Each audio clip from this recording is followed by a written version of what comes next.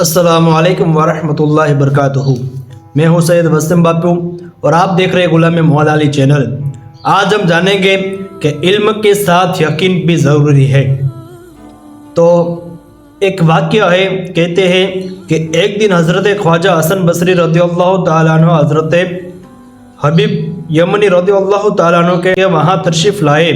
اس وقت آپ کے وہاں ایک ٹکڑا جو کی روٹی اور نمک موجود تھا، وہ خدمت شیخ میں پیش کیا گیا۔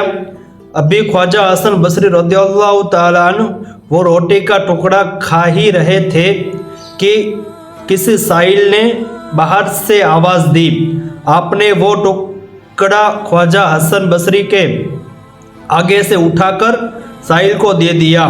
خواجہ صاحب نے کہا، تم عجیب آدمی ہو، تمہیں اتنی بھی تمیز نہیں ہے اور نہ ہی تمہیں علم ہے کہ مہمان کے آگے سے کھانا اٹھا کر کسی اور کو دینا کس قدر برا ہے۔ بہتر تو یہ تھا کہ آپ کچھ اٹھا لیتے اور کچھ آگے پڑا رہنے دیتے۔ آپ نے خواجہ حسن صاحب کی باتیں سن کر خاموشی اختیار کی۔ تھوڑی دیر کے بعد ایک شخص آیا جس کی سر پر پورا روٹی کا تھیلا تھا اور ساتھ 500 درہم بھی تھے۔ آپ نے وہ درہم اسی وقت محتاجوں میں تقسیم کر دیے اور کھانا دونوں صحابوں نے بیٹھ کر کھا لیا۔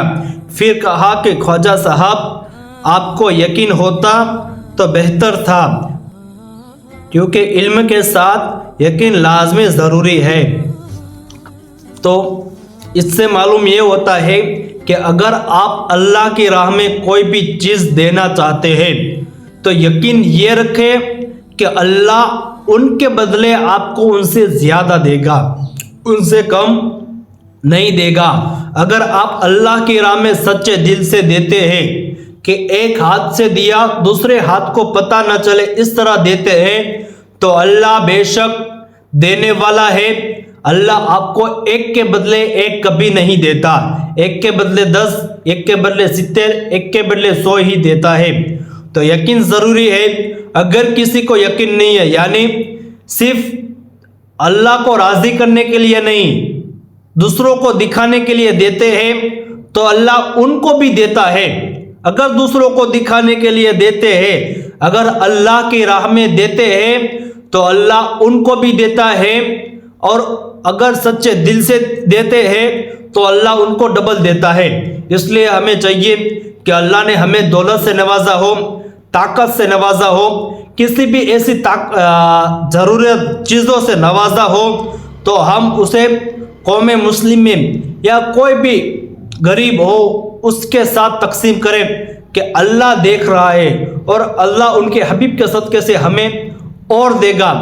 یہ اپنے مائنڈ میں ہونا چاہیے کہ اللہ دے گا اور اللہ ضرور دے گا انشاءاللہ۔